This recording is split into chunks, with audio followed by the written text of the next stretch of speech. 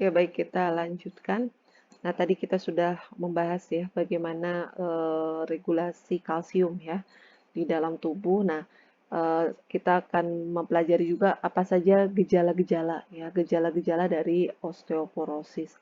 Nah, osteoporosis ini juga eh, dapat dikatakan sebagai silent disease. Kenapa? Karena umumnya tidak memberikan gejala ya pada penderitanya, tuh ya. Jadi tidak memberikan atau memunculkan gejala, tahu-tahu terjadi fraktur atau patah tulang, tuh ya. Nah, ini ya. Jadi patah tulang gitu ya. Ya sebelumnya biasanya hanya tidak ada keluhan apapun. Kalaupun ada sinyal atau gejala yang muncul, tapi ini mungkin tidak semua orang juga mengalami gitu ya. Nah, ini biasanya ada nyeri punggung gitu ya, nyeri pada bagian punggung atau mungkin juga diikuti dengan penurunan tinggi badan gitu ya, gradual ya ke tinggi.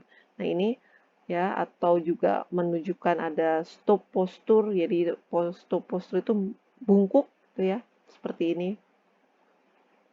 Ya, jadi ada postur yang membungkuk.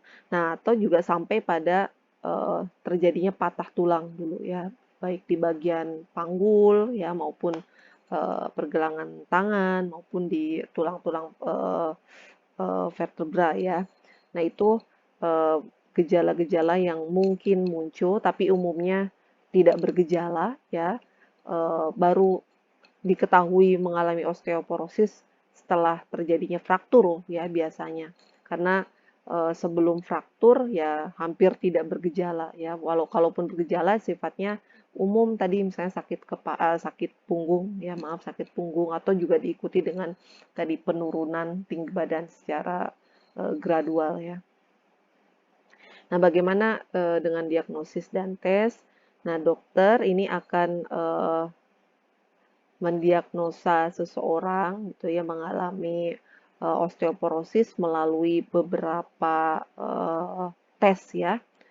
Mungkin dari fisik ya, tes secara maksudnya tampilan secara fisik tadi ya.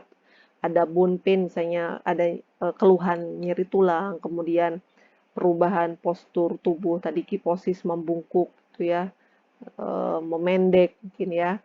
Nah, kemudian untuk memastikan tentunya akan dilakukan tes kepadatan tulang atau density bone mineral density ya dengan menggunakan X-ray yang dikenal dengan DXA ini atau DEXA ini sama sebetulnya ya atau dengan bone densitometry. Nah, jika diperlukan juga ada tes laboratorium, dilihat kadar kalsium, TSH, hormon TSH ya, kemudian testosteron atau eh, kadar hidroksitamin D-nya. Nah, ini beberapa tes yang diperlukan ya untuk dokter mendiagnosa seseorang itu mengalami osteoporosis atau tidak. Nah, ini hasil dari pembacaannya ya ditetapkan oleh WHO. Jadi ketika seseorang melakukan tes DXA tadi gitu ya, dikatakan normal ketika nilainya ini dinyatakan dengan nilai T-score tadi ya. Dikatakan baik, sehat, normal ketika nilai T-score-nya di atas -1 ya. -1 tuh berarti 0, 1, 2 dan seterusnya. Kemudian osteopenia, jadi osteopenia ini merupakan kondisi di mana sudah terjadi penurunan densitas tulang, tetapi belum dapat dikategorikan ke dalam osteoporosis, gitu ya.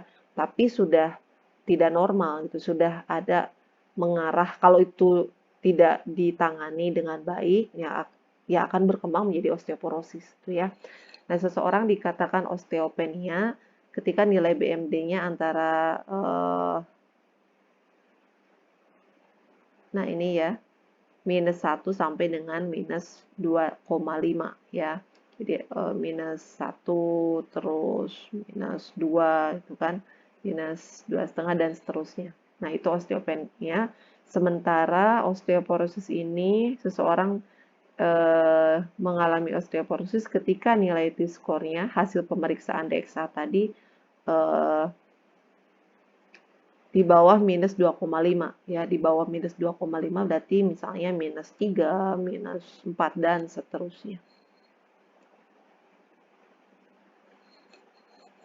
Nah, bagaimana dengan tata laksana terapinya ya?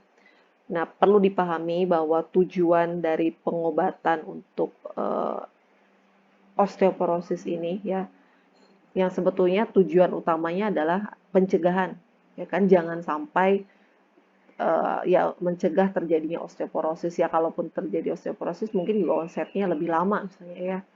Dia mencegah ya.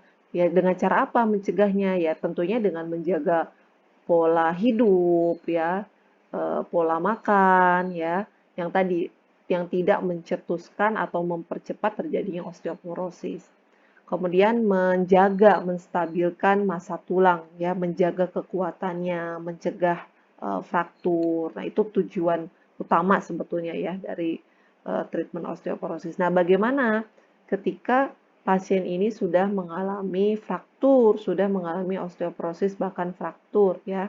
Nah, tentunya pengobatannya ditujukan untuk mengurangi nyeri ya, kemudian mengurangi perubahan deformitas ya, meningkatkan fungsi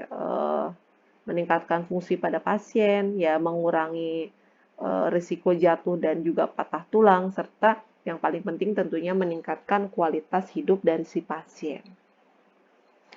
Nah, itu tujuan ya, tujuan dari tata laksana pada pasien osteoporosis.